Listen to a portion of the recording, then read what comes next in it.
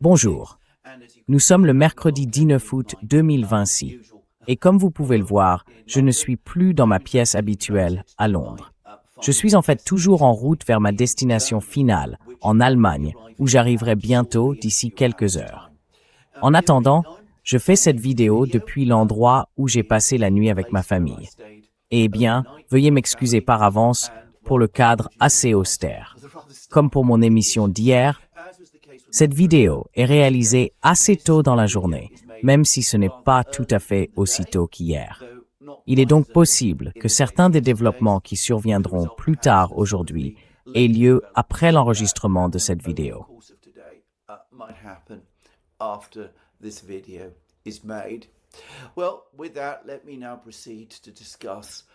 Eh bien, sur ce, permettez-moi maintenant d'aborder ce qui est en train de se passer. Et encore une fois, je vais me concentrer sur l'Ukraine, parce que les événements continuent de s'accélérer. Et il m'apparaît de plus en plus clairement qu'il n'existe aucun plan pour gérer ces problèmes, que ce soit en Occident, à Kiev, ou du côté du gouvernement Zelensky. Car sur tous les fronts, dans tous les domaines de la guerre, la situation va de mal en pis pour l'Ukraine et pour ses soutiens occidentaux. Commençons rapidement par les derniers développements de la situation militaire sur les lignes de front. En Occident, on continue d'affirmer très souvent que la situation militaire sur le front est désormais au point mort, que les Russes n'avancent pas.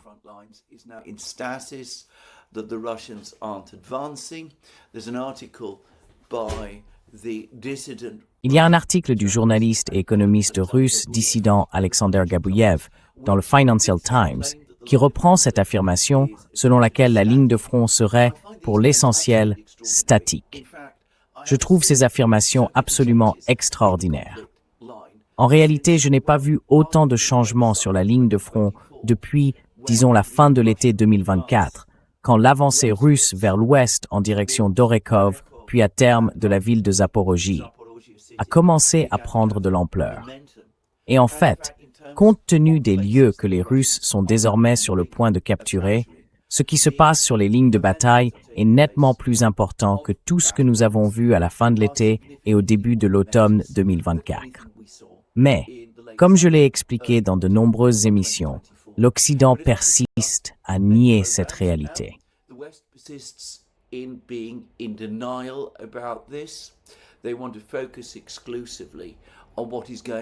Ils veulent se concentrer exclusivement sur ce qui se passe dans la guerre aérienne. Et à ce sujet d'ailleurs, comme nous allons le voir dans un instant, la situation devient elle aussi de plus en plus critique pour l'Ukraine. Quoi qu'il en soit, passons à la situation sur les lignes de front. Hier, j'ai parlé d'une percée russe, de la prise d'Andreïevka, située entre Dobropilya et Kramatorsk, et qui menace désormais de déborder, d'encercler le Donbass, de refermer totalement l'encerclement du Donbass. Nous avons maintenant reçu davantage d'informations sur la situation dans d'autres endroits, ainsi que dans le sud du Donbass. Et je vais commencer par la situation à Orekov.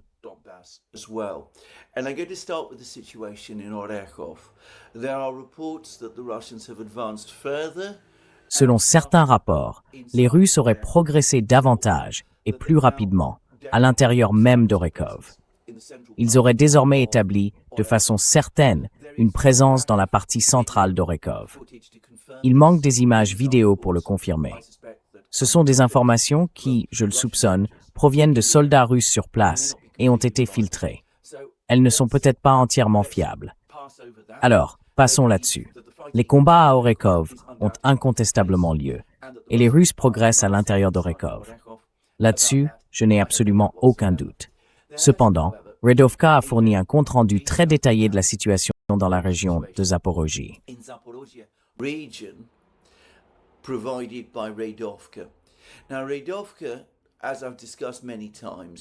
Or, Redovka, comme je l'ai expliqué à de nombreuses reprises, est un journal russe publié à Smolensk. Il se situe très clairement du côté patriotique et nationaliste de la politique russe, et il faut le garder à l'esprit. Il soutient fermement l'opération militaire spéciale, ainsi que l'opération russe dans son ensemble en Ukraine. Tous ces partis pris doivent évidemment être pris en compte.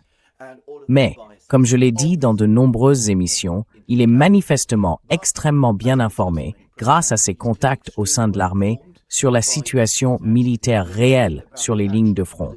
Et j'ai trouvé que, dans l'ensemble, ces informations étaient très fiables. Its reports overall very reliable. Anyway, its latest report focuses not on the fighting. Quoi qu'il en soit, son dernier rapport ne porte pas sur les combats à Orekov même, mais sur l'avancée russe vers la ville de Zaporizhia depuis l'Est. Plus précisément, sur l'avancée russe au nord-est d'Orekov, où les Russes affirment désormais, et en réalité, il n'y a guère de doute à ce sujet, avoir pris un autre village important. Quand je dis village important, il faut souligner qu'il s'agit probablement de localités minuscules, mais ce sont des repères. Il faut les comprendre comme des indicateurs qui nous montrent où en sont les Russes à un moment donné. Quoi qu'il en soit, il s'agit d'un village appelé Novosolochina. Et il ne fait aucun doute que les Russes contrôlent bien ce village. And there is no doubt that the Russians do control this village. They have provided us with video footage which clearly Ils nous ont fourni des images vidéo qui montrent clairement des troupes russes présentes dans ce village. Et si vous regardez où se situe ce village, alors le reste de l'analyse présentée par Redovka devient clair. Leur argument concernant la prise de Novosolochina, qui se trouve non loin d'un autre village appelé Ubertskaya, ou quelque chose comme ça, que les Russes ont capturé assez récemment, est le suivant. Selon Redovka, tout cela signifie que les défenses ukrainiennes sur la rive ouest de la rivière Verkhnia Tersa ont désormais été brisées. Et toujours selon Redovka, c'était la dernière ligne de défense organisée et cohérente que les Ukrainiens avaient encore à l'est d'Orekov. still had east of Orekhov. The Russians say, Radovka says, Les Russes disent, Redovka dit, qu'au-delà de la rivière Verkhniaya Tersa, c'est essentiellement un terrain ouvert. Il y a quelques villages dispersés, des localités relativement petites, impossibles à défendre, incapables de former une ligne de défense cohérente. Ils sont si dispersés et si petits que l'infanterie russe, et même les forces blindées, si cela devait se produire, n'auraient aucune difficulté à les contourner. Ils ne peuvent pas à eux seuls constituer une véritable ligne de défense. Et l'argument de Redovka, c'est que cela signifie essentiellement que le sort de la garnison d'Orekov est désormais définitivement scellé. Car les Russes, une fois qu'ils auront consolidé leur position dans les endroits qu'ils viennent tout juste de capturer, et qu'ils auront déployé des forces plus importantes sur la rive ouest de la Verkhniaya Tersa, pourront avancer davantage et plus rapidement, en coupant les dernières lignes de ravitaillement encore en fonctionnement, quel qu'en soit le niveau, vers Orekov. still function at whatever level to Orekhov. Like I know some others, I actually believe Comme d'autres, je pense en réalité qu'à Orikiv, une grande partie des approvisionnements qui y parviennent encore passent à travers champs par les terrains découverts de cette zone. Le sol est encore dur. Certains véhicules peuvent probablement circuler à travers ces champs. Je soupçonne que les routes elles-mêmes sont déjà très étroitement surveillées, si c'est le bon terme, par les drones russes. Je doute fort que les routes soient largement praticables. Mais, bien sûr, les champs pourraient être une autre affaire. Cela dit, plus les Russes avancent vers l'ouest, plus il devient difficile de continuer à utiliser même les champs, parce que les Russes commencent évidemment à occuper les champs eux aussi. because of course the Russians begin to occupy the fields as well. And Radovka makes interesting. Et Redovka fait intéressant, exactement la même observation que celle que j'ai faite, je crois, dans mon émission d'hier, ou peut-être dans celle d'avant-hier. C'est que les Ukrainiens auraient logiquement dû se retirer d'Orekov depuis un certain temps déjà. Orekov est devenu un piège pour les forces ukrainiennes dans le sud de la région de Zaporozhye. Elles auraient dû retirer leurs forces et établir une solide ligne de défense plus au nord, le long de la rivière Jerebets. Cela aurait finalement rapproché les défenses ukrainiennes de la ville de Zaporozhye, qui serait alors, bien sûr, la dernière grande ville encore contrôlée par les Ukrainiens dans la région de Zaporozhye. That the Ukrainians still control in Zaporozhye region. But having an organized defense around Zaporozhye, Mais disposer d'une défense organisée autour de Zaporizhia, la ville de Zaporizhia, serait préférable à ce qui risque maintenant d'arriver à la garnison ukrainienne d'Orikiv, probablement bientôt encerclée sans aucun espoir de repli. Et les défenses ukrainiennes au sud de Zaporizhia seront dégarnies, beaucoup plus faibles, avec moins de troupes, moins de soldats expérimentés, pour former une ligne de défense organisée. Cela donnera une ligne de défense plus faible que les Russes pourront percer plus rapidement. À bien des égards, cela me rappelle aussi ce qui s'est passé à la fin de l'été et à l'automne 2024, lorsque les Ukrainiens ont eux aussi défendu la ville de Vuhledar bien trop longtemps.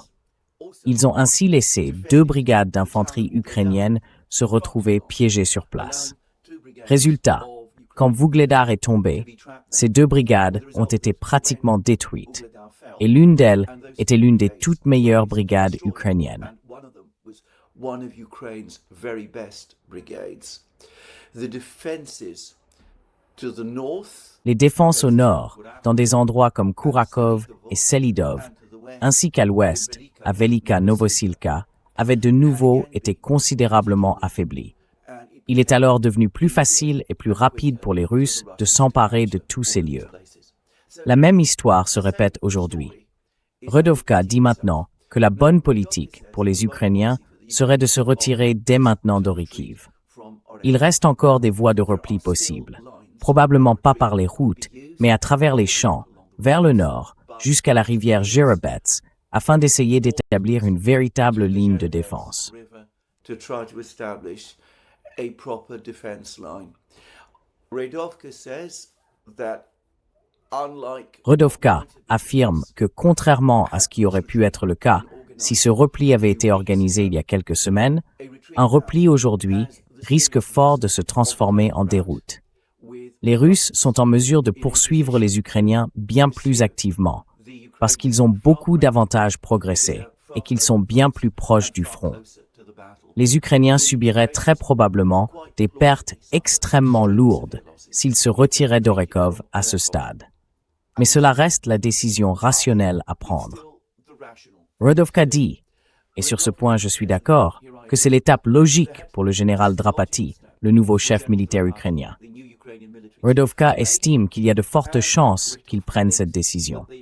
Je dois dire que je ne suis pas d'accord. will make this decision. I have to say that I disagree. Everything about the way in which Tout, absolument tout, dans la manière dont la guerre a été menée jusqu'ici, me laisse penser exactement le contraire.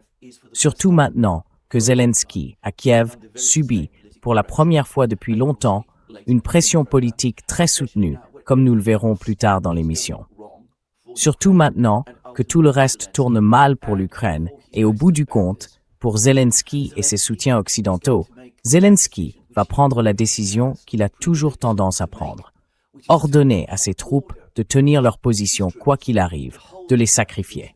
Autrement dit, parce qu'il s'inquiète de l'effet, en termes de relations publiques, de la perte d'une ville comme Orikiv, et de la manière dont cela contredirait tout le récit élaboré auquel, comme nous l'avons vu, le Financial Times, Alexander Gabuyev et d'innombrables autres s'accrochent.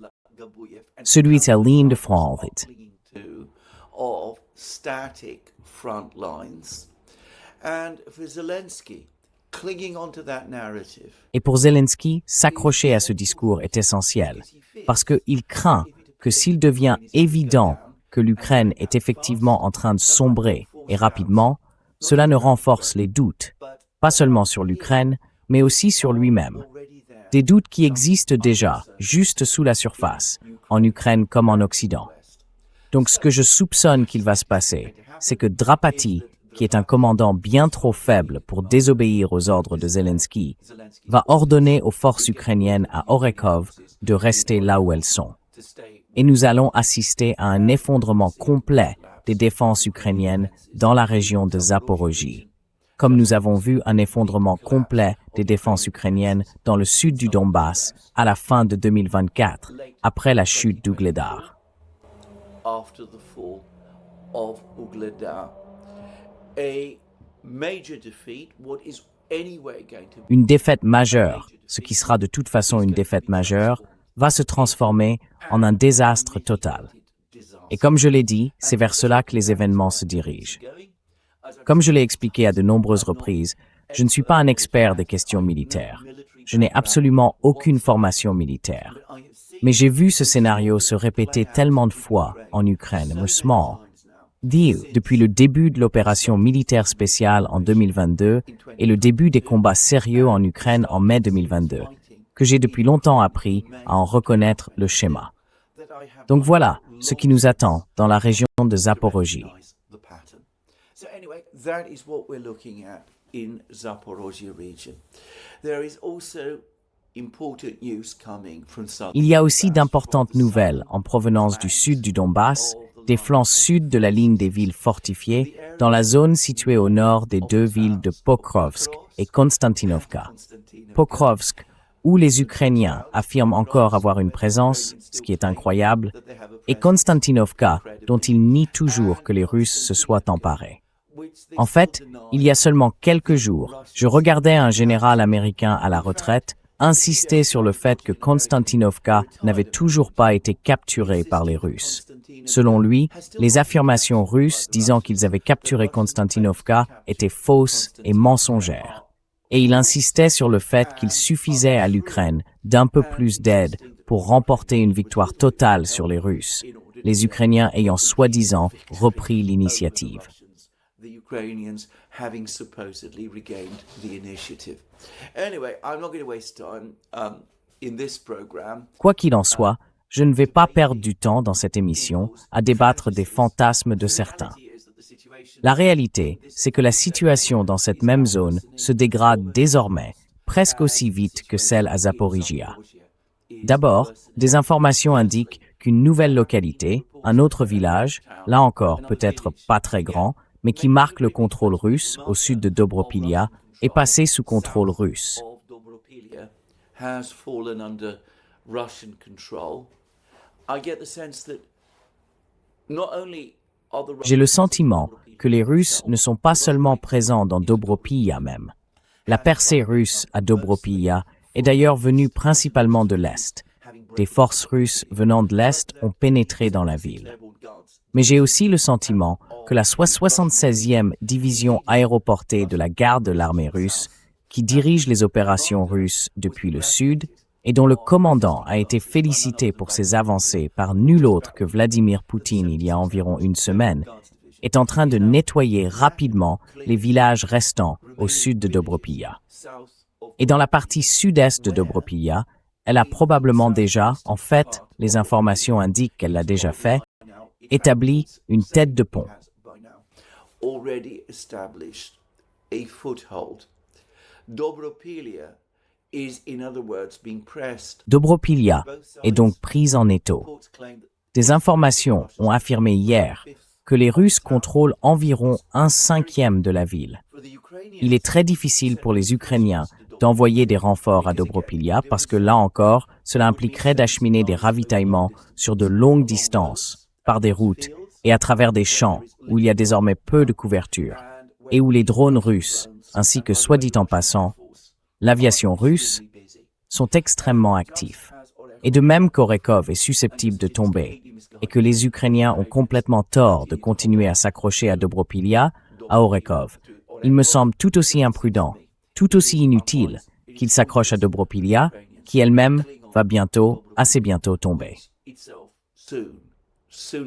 Fairly soon is going to fall. Now, yesterday I talked about the importance. Hier, j'ai parlé de l'importance de la prise d'Andreïvka par les Russes.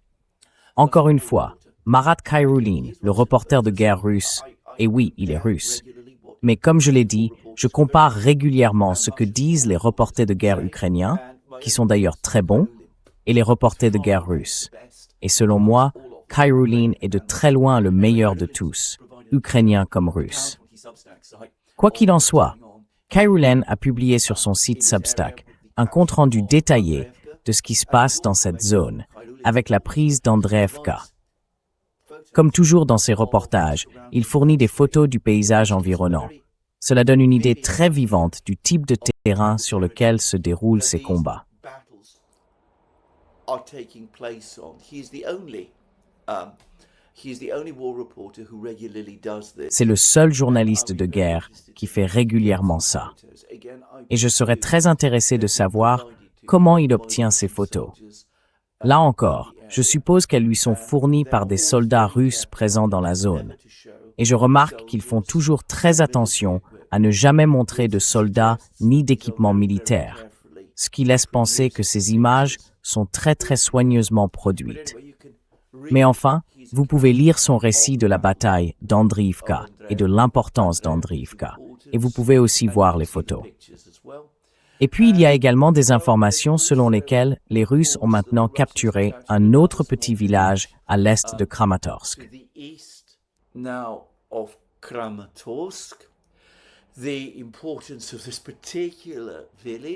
L'importance de ce village en particulier, comme je l'ai dit, aucun de ces endroits n'est grand ni important en soi, c'est que pour les Ukrainiens, ils comblaient en quelque sorte cette brèche ou servaient de défense, si vous préférez, contre les avancées russes.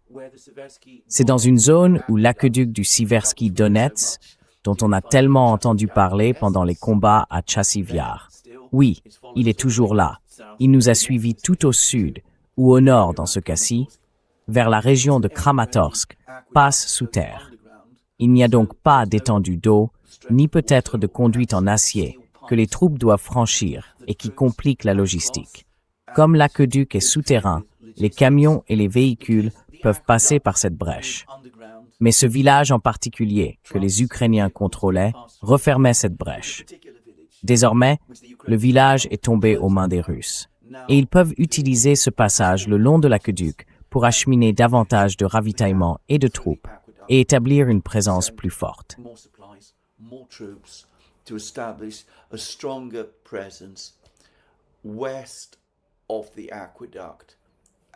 À l'ouest de l'aqueduc et de plus en plus près de Kramatorsk. Fait intéressant, les Ukrainiens nous ont fourni des images des défenses qui sont en train d'être mises en place à Kramatorsk. Je comprends que depuis quelque temps déjà, des mesures ont été prises pour évacuer la population civile de toutes ces villes, de toutes ces localités, Sloviansk, Kramatorsk, Drushkivka et les autres. Mais d'importants effectifs ukrainiens se trouvent à l'intérieur de Kramatorsk. Et les Ukrainiens nous ont fourni des images d'obstacles anti-chars en cours d'installation au cœur même de Kramatorsk.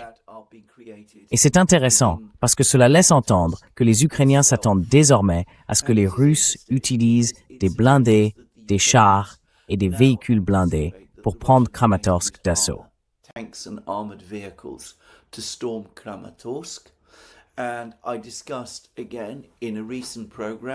Et j'ai de nouveau évoqué dans une émission récente le fait que les Russes ont apparemment mis au point un dispositif anti-drone efficace, au moins pour leurs chars, le système Arena, qui a récemment été testé dans la zone de Dobropilia et qui s'est avéré fonctionner.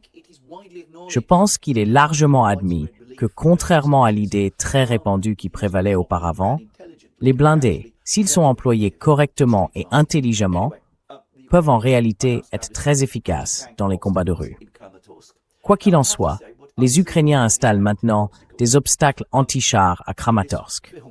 Cela dit, ce que j'ai vu de ces obstacles anti-chars dans ce film m'a semblé, à mes yeux, totalement non expert, extrêmement, disons, improvisé et sommaire. On ne parle pas de barrières vraiment lourdes, solides et conçues de manière structurée.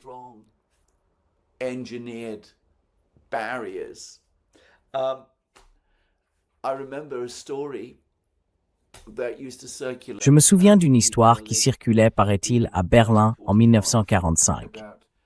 Un civil allemand avait vu des soldats allemands essayer d'installer un obstacle anti-char pour stopper l'avancée des chars russes. Il aurait dit que cela arrêterait les Russes pendant 42 minutes, 40 minutes pendant lesquelles ils riraient, et 2 minutes pour réellement passer au travers. Apparemment, c'était une plaisanterie assez répandue, une plaisanterie amère dans le Berlin de l'époque. C'est quelqu'un qui n'y était pas, mais qui en avait entendu parler, qui me l'avait raconté. Enfin, passons. Quoi qu'il en soit, Cette fortification que les Ukrainiens construisent à Kramatorsk ne me paraît pas très solide. Mais qui sait? Peut-être que dans d'autres parties de la ville, les fortifications ukrainiennes sont bien plus élaborées. Ce qui me ramène maintenant aux discussions et aux analyses menées par des gens comme Stanislav Kropivnik.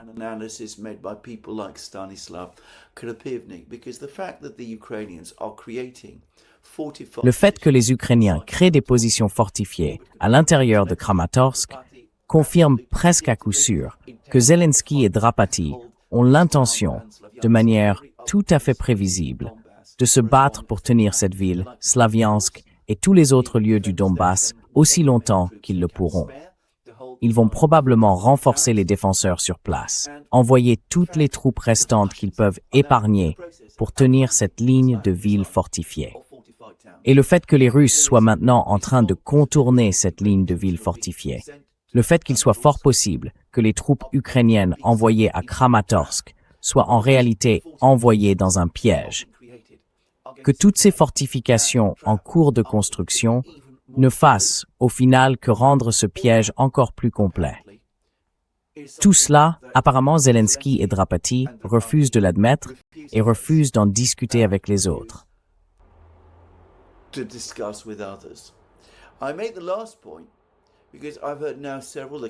Je fais ce dernier point parce que j'ai désormais entendu plusieurs témoignages sur ce que c'est que d'essayer de discuter en privé avec Zelensky, d'essayer de le faire changer de politique, d'action ou de décision. Apparemment, cela se traduit par des accès de rage hystérique. Enfin, peut-être de rage hystérique. Supprimons le mot « peut-être ». Des crises de hurlements extraordinaires, des insultes lancées à des généraux. Il faut une personnalité très forte pour tenir tête à ce genre de comportement. Zaloujny ne l'avait vraiment pas. Syrski l'avait, mais seulement jusqu'à un certain point. Drapati ne l'a clairement pas. Et je soupçonne que les généraux occidentaux à Wiesbaden ne l'ont pas non plus. Je pense d'ailleurs qu'ils n'ont plus qu'une faible compréhension de ce qui se passe réellement sur la ligne de front, parce qu'ils ne vont jamais au front et n'inspectent jamais eux-mêmes la ligne de front. Ils reçoivent encore leurs informations, pour l'essentiel, des Ukrainiens.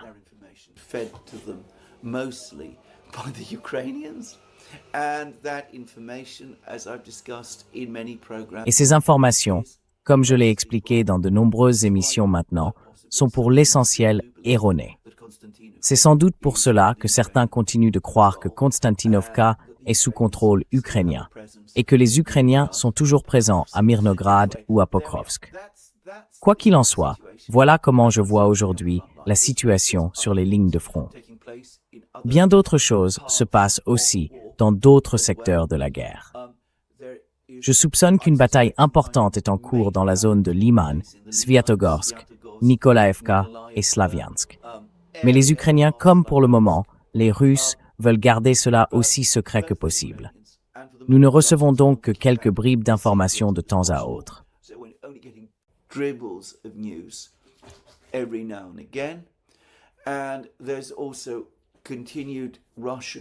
Et il y a aussi la poursuite de l'expansion russe dans la région de Kharkov et dans la région de Sumy. Les avancées russes dans la région de Kharkov deviennent désormais de plus en plus déterminées et rapides. Mais je ne vais pas m'y attarder dans cette émission. Nous arrivons maintenant à la partie de la guerre que l'Occident reconnaît, en quelque sorte. La guerre dans le ciel, dont j'ai parlé de manière extrêmement détaillée au fil de nombreuses émissions. Quoi qu'il en soit, si l'on parle de la guerre dans le ciel, nous disposons maintenant d'un certain nombre d'informations. Premièrement, les Ukrainiens ont publié des images satellites de l'attaque contre l'usine Progress à Samara.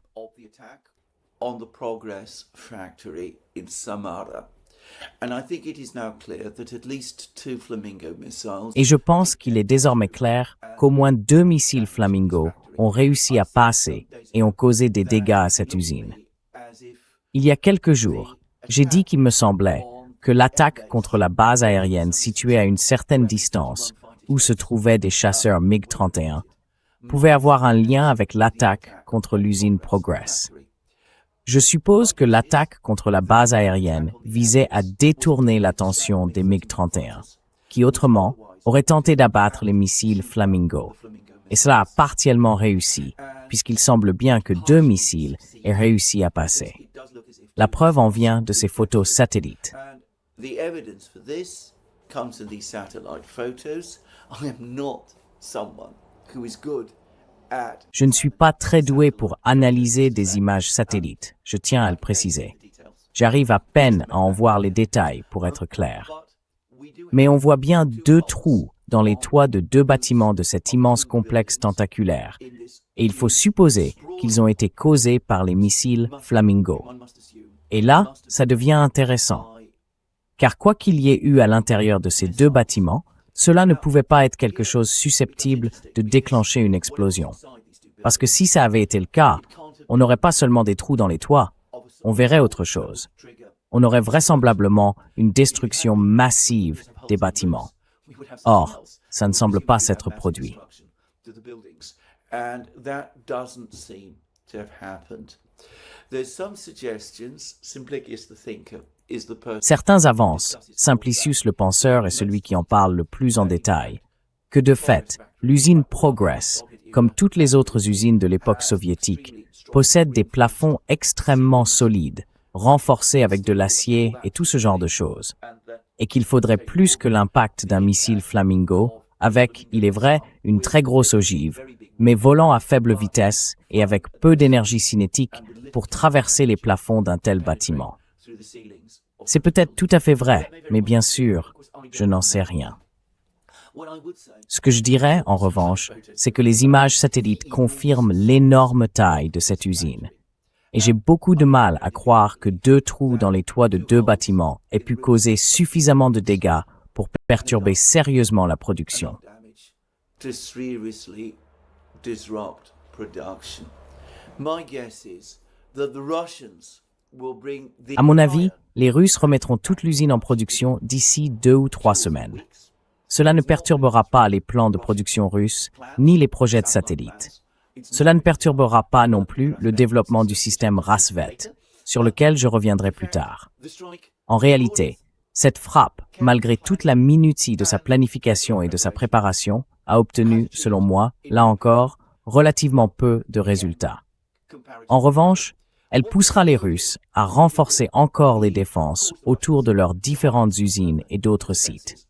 Et les Russes, de leur côté, nous ont désormais fourni des images des défenses aériennes qui ont été installées autour de Moscou, la capitale russe, afin de protéger Moscou elle-même. the Russian capital in order to protect Moscow itself.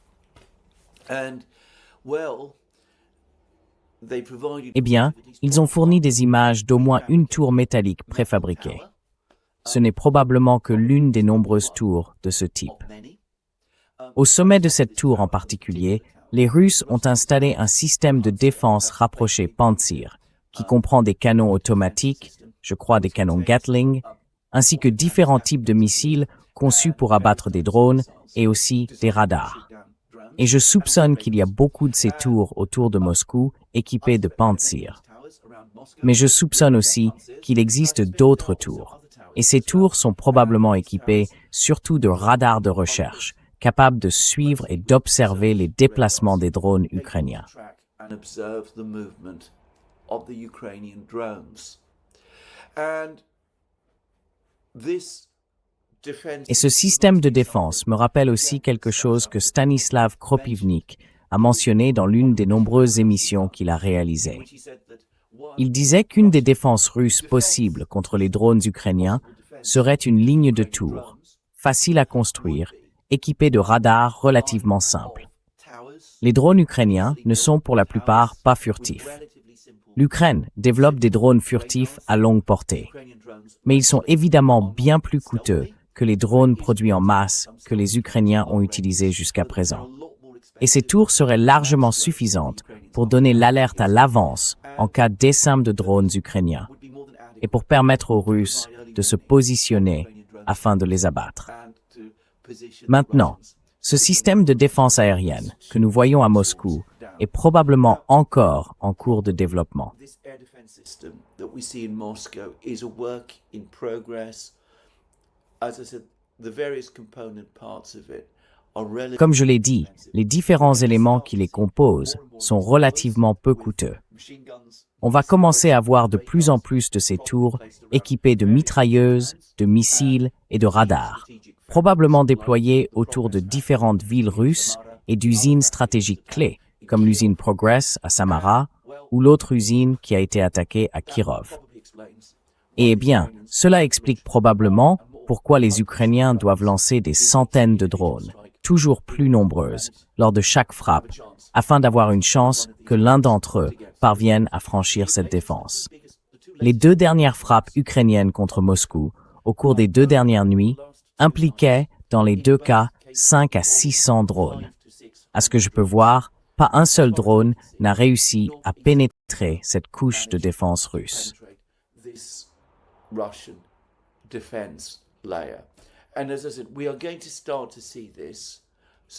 Et comme je l'ai dit, nous allons commencer à voir cela s'étendre lentement, peut-être pas si lentement que ça, plutôt rapidement, au reste de la Russie. Et bien sûr, d'ici la fin de l'automne, je soupçonne que cette ligne de défense, la ligne Surovikine, dans le ciel, si vous voulez. J'ai fait la comparaison dans une émission récente entre l'immense système de défense que les Russes ont créé dans le sud du Donbass et dans la région de Zaporizhia, qui a repoussé l'offensive ukrainienne de 2023 et qu'on appelle la ligne Surovikine. Ce système, avec des tours, des radars, des mitrailleuses et par endroits des systèmes de missiles Pantsir, va en être l'équivalent dans cette guerre, dans le ciel.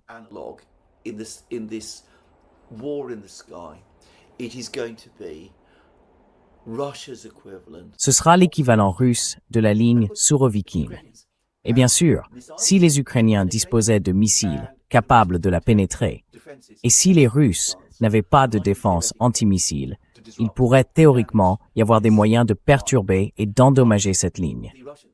Mais les Russes ont des défenses antimissiles. Ils ont des S-400, des S-300 et un petit nombre de missiles S-500. Ils disposent d'avions de détection et de commandement A-50, spécifiquement chargés de suivre les mouvements des missiles ukrainiens. Et il est pratiquement inconcevable que l'Ukraine puisse lancer contre la Russie une offensive systématique de missiles susceptible d'entamer cette ligne de défense que les Russes sont en train de créer, encore moins de la vaincre.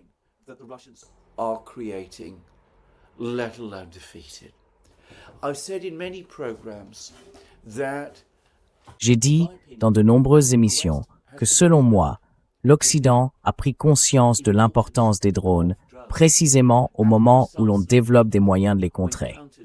Le pays qui prend l'initiative dans ce domaine, c'est la Russie. De même qu'elle est aujourd'hui, à mon avis, le leader incontesté de la guerre par drone. Eh bien, les Russes ont déjà une avance considérable sur tous les autres dans le développement de défense anti-drone. Et bien sûr, les puissances occidentales n'en sont même pas encore au stade de développer des drones efficaces, encore moins des systèmes de défense. Or, si les défenses russes se renforcent, on ne peut pas en dire autant des défenses ukrainiennes.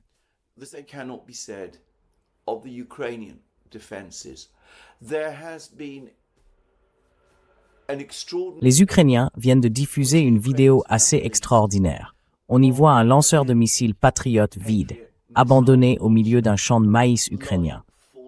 Une vidéo extraordinaire, d'ailleurs, parce que le lanceur lui-même a de la valeur. Et publier ces images permettra aux Russes, ou leur facilitera la tâche, de localiser sa position. Il est donc fort possible qu'au cours des prochaines heures, il soit détruit. Et bien sûr, il l'a peut-être déjà été. Je ne vais pas spéculer.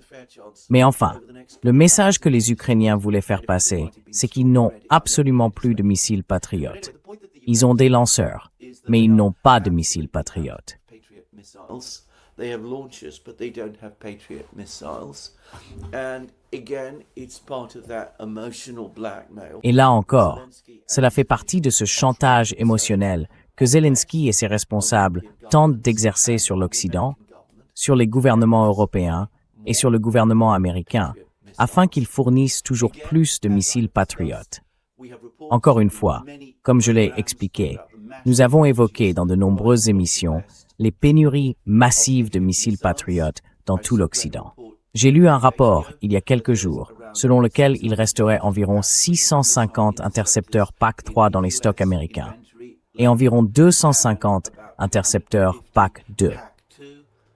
Les PAC-2 sont inefficaces contre les missiles Iskander-M que les Russes utilisent de plus en plus pour frapper des sites ukrainiens. Et à mon avis, ils sont également inefficaces contre les missiles Kinjal et Tsirkon, qui sont tous deux hypersoniques et que les Russes utilisent eux aussi de plus en plus. Hypersonic, which the Russians also increasingly use. Anyway, the United States. Quoi qu'il en soit, les États-Unis n'ont tout simplement pas de missiles Patriot en surplus à donner à l'Ukraine. Et les gouvernements européens non plus.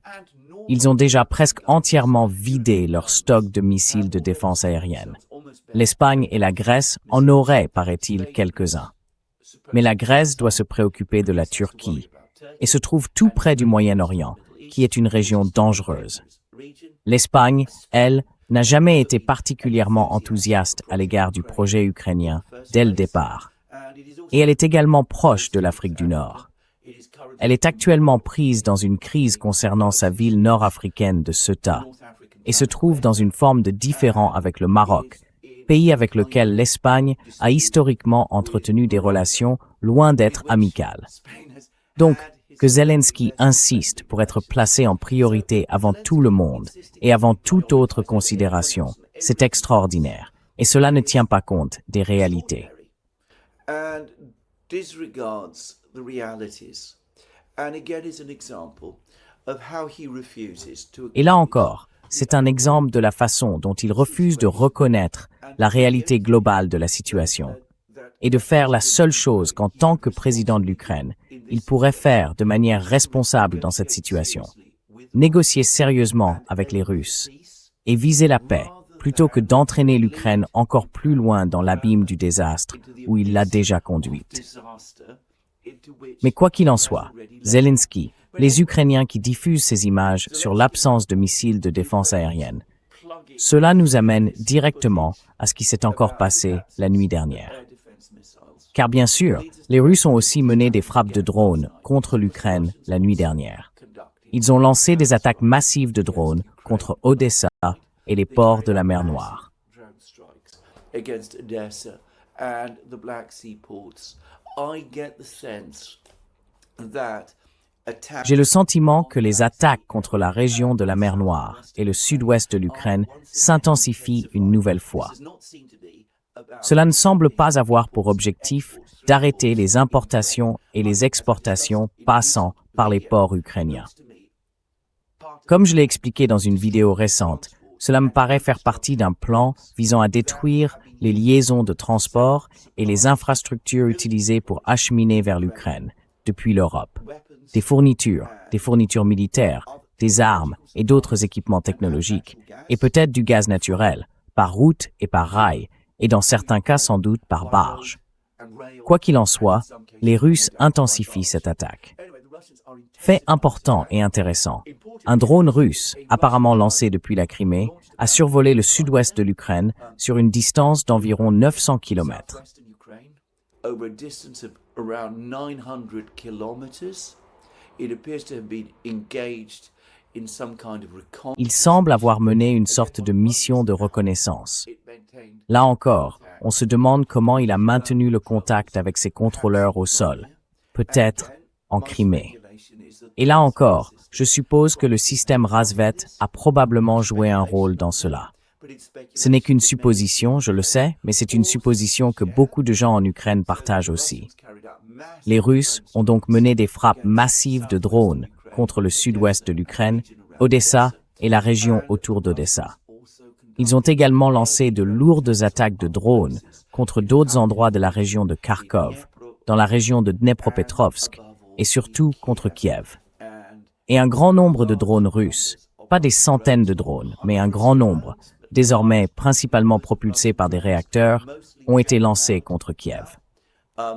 Were launched against Kiev, and again they did significant damage. Et là encore, ils ont causé des dégâts importants à des usines et à des bâtiments industriels autour de Kiev. Alors que Moscou, comme on le voit, est fortement défendue et l'est de plus en plus chaque jour, tout comme le reste de la Russie.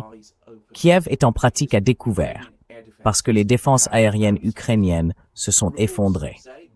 Selon plusieurs informations, les Russes ont ensuite lancé davantage de drones après les attaques nocturnes, avec de nouvelles attaques de drones sur Kiev durant la journée. Des drones de reconnaissance russes opéraient aussi très activement au-dessus de Kiev, ainsi qu'au-dessus du centre et de l'est de l'Ukraine, au cours des heures qui ont suivi. Ils évaluaient vraisemblablement les dégâts causés par les attaques précédentes et, on le sent, sélectionnaient d'autres cibles. Il est tout à fait possible qu'une nouvelle frappe russe majeure, combinant missiles et drones, soit imminente.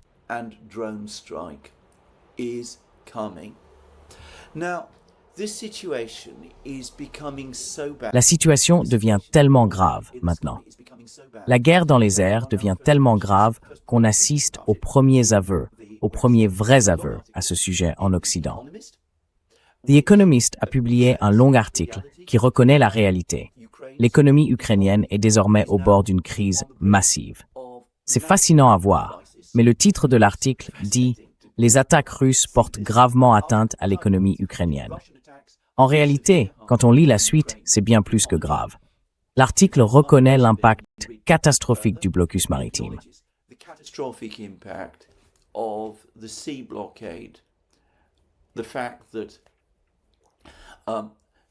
Le fait que l'Ukraine ne puisse plus exporter de produits agricoles et d'autres marchandises.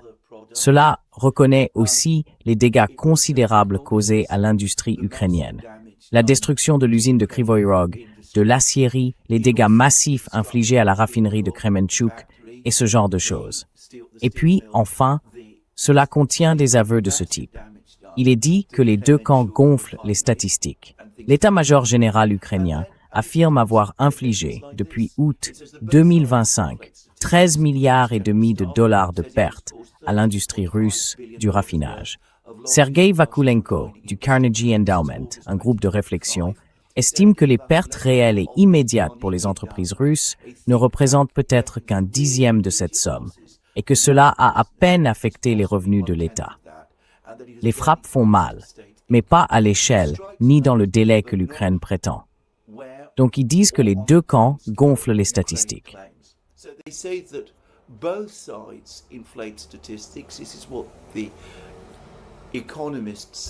ce que dit The Economist. Je ne sache pas que les Russes gonflent les statistiques sur la guerre aérienne. Ils en ont d'ailleurs très peu communiqué. En revanche, nous disposons de nombreuses informations sur les effets dévastateurs pour l'économie ukrainienne.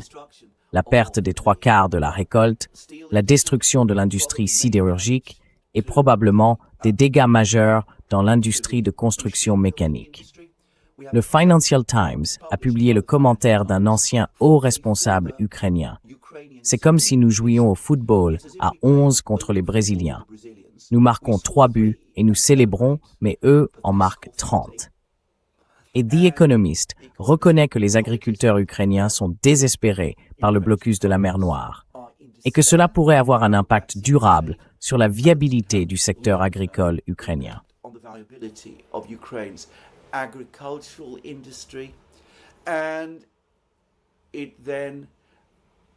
Et cela reconnaît ensuite que la situation ne cessant de se dégrader, il existe désormais une possibilité sérieuse que cet hiver, des gens quittent massivement les villes ukrainiennes, y compris Kiev elle-même. En 2022, lorsque les Russes ont commencé à frapper le système énergétique ukrainien, je me souviens qu'il avait été question d'évacuer la ville de Kiev. Lors des frappes de l'an dernier, quand Kiev a été privé d'électricité pendant plusieurs jours d'affilée et qu'il y avait des pénuries d'eau et d'autres biens, j'avais souligné qu'à ce moment-là, les autorités ukrainiennes ne parlaient pas d'évacuer Kiev ni d'autres villes. Aujourd'hui, l'exode de la population civile de Kiev est évoqué comme quelque chose à redouter et qui pourrait se produire de lui-même sans évacuation organisée.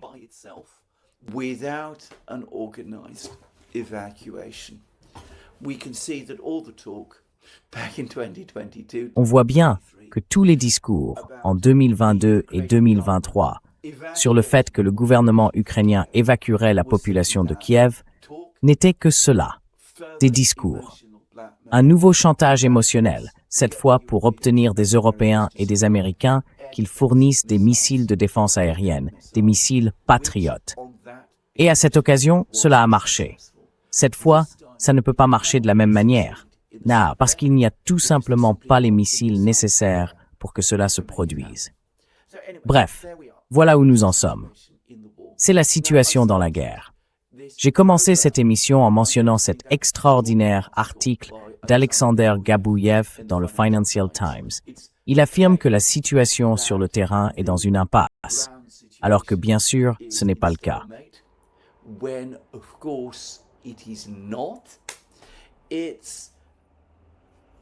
C'est l'aveu que l'Ukraine subit des dégâts considérables du fait de l'offensive aérienne russe, et que cette offensive aérienne russe cause davantage de dégâts que l'offensive aérienne ukrainienne. Et quelques heures plus tard, sur The Duran, Alex Christoforou et moi avons fait une émission sur les pénuries alimentaires mondiales et sur la manière dont elles sont liées aux décisions occidentales en rapport avec la guerre en Ukraine. Le Financial Times publie alors un article qui reconnaît exactement la même chose. La sécurité alimentaire mondiale pourrait être un dommage collatéral de la guerre en Ukraine. Les attaques de Moscou et de Kiev contre leurs exportations agricoles respectives pourraient entraîner une crise mondiale des céréales.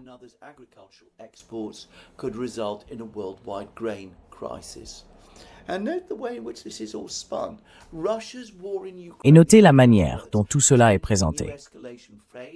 La guerre de la Russie en Ukraine, ce sont les premiers mots, est entrée dans une nouvelle phase d'escalade, avec de dangereux effets de débordement bien au-delà de l'Europe. L'un des risques les plus pressants est une crise mondiale de l'approvisionnement en céréales, provoquée par la récente vague d'attaques russes et ukrainiennes contre leurs exportations agricoles respectives. L'article rejette la responsabilité sur les Russes. Il donne, franchement, à mon avis, une version tendancieuse de l'accord sur les céréales conclu en juillet 2022. Il ne mentionne à aucun moment qu'il s'est effondré parce que l'Union européenne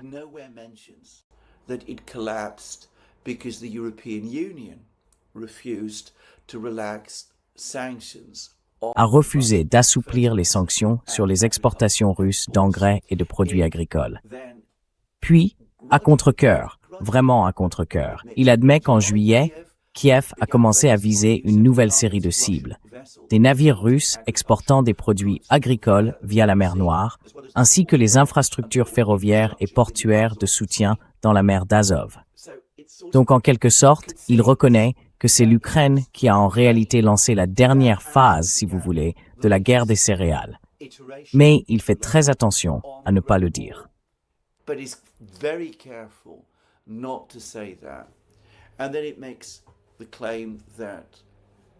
Et puis, il affirme que les exportations agricoles russes se sont essentiellement arrêtées. Ce qui, soit dit en passant, n'est pas vrai. Et que les exportations agricoles ukrainiennes se sont arrêtées. Ce qui est tout à fait vrai, et que cela a des conséquences majeures pour l'économie mondiale. Une autre chose que fait cet article, soit dit en passant, c'est qu'il place l'Ukraine et la Russie à peu près sur le même plan en tant qu'exportateurs de produits alimentaires et agricoles. L'Ukraine est effectivement un grand exportateur mondial de produits alimentaires. Mais dans cette catégorie, elle est éclipsée par les Russes, comme Vladimir Poutine l'a souligné à de nombreuses reprises. Enfin voilà. So, anyway, there we are. No serious acknowledgement, however, mais aucune reconnaissance sérieuse de ce que tout cela signifie. Du fait que, au bout du compte, ce sont des décisions occidentales qui nous ont conduits à ce point. Que c'est l'Occident qui a fourni à l'Ukraine les moyens et les données de ciblage pour attaquer ces navires russes transportant des céréales. Que c'est l'Occident qui a joué un rôle déterminant dans l'échec de l'accord sur les céréales de juillet 2022. Et aucune mention non plus du rôle d'Erdogan dans la restriction de l'accès aux navires susceptibles de charger des céréales russes et, soit dit en passant, du pétrole, à travers les Dardanelles, en raison de ses propres politiques complexes et de ses plans, sans aucun doute infructueux, visant à obtenir des Russes qu'ils cessent leurs attaques contre les ports ukrainiens de la mer Noire.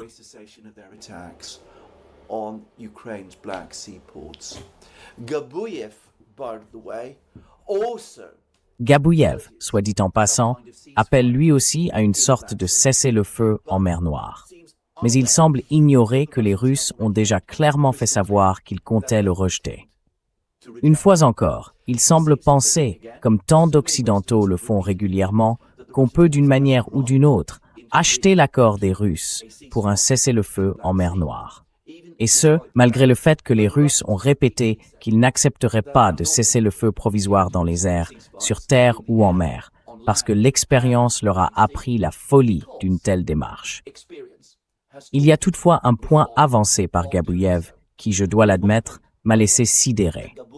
Il dit, à juste titre, que les frappes de drones ukrainiens contre des navires russes transportant des céréales n'empêcheront pas les Russes de poursuivre la guerre. Il affirme que le Kremlin a encaissé 41 milliards de dollars grâce aux exportations agricoles en 2025, soit moins de 10% des recettes totales d'exportation.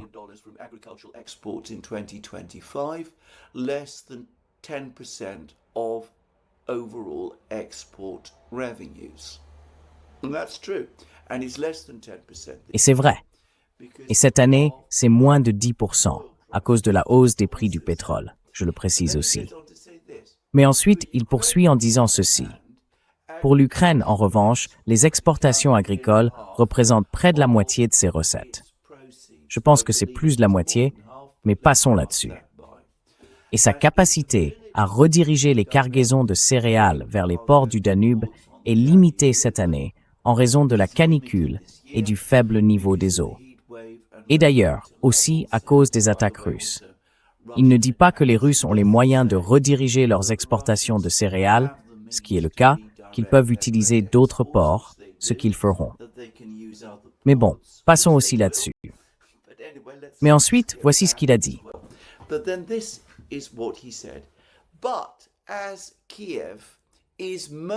Mais comme Kiev est quasiment certaine de recevoir une nouvelle bouée de sauvetage financière de l'Europe, l'interdiction par le Kremlin du transport maritime des céréales ne privera pas l'Ukraine de sa capacité à financer sa défense.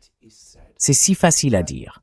Quelles que soient les pertes financières que l'Ukraine subit à cause du blocus maritime imposé par les Russes, quelles que soient les pertes dues à l'effondrement de ses industries métallurgiques et d'autres secteurs. Et, pour ce qui concerne précisément cet article, de toute son économie agricole, cela ne fera aucune différence pour Zelensky et ses associés, parce que les Européens fourniront l'argent pour compenser ces pertes. Les contribuables européens paieront, parce qu'au bout du compte, c'est nous, en Europe, qui paierons.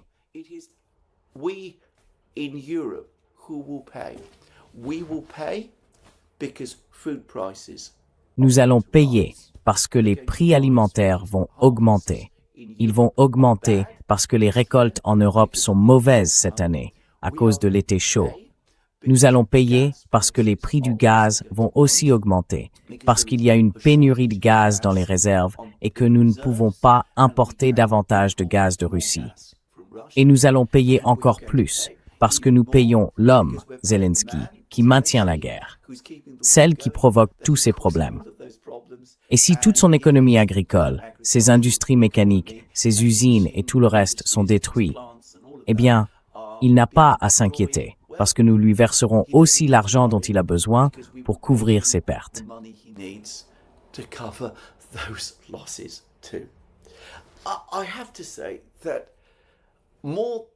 Je dois dire que plus que toute autre phrase dans cet article du Financial Times, celle-ci m'a laissé sans voix.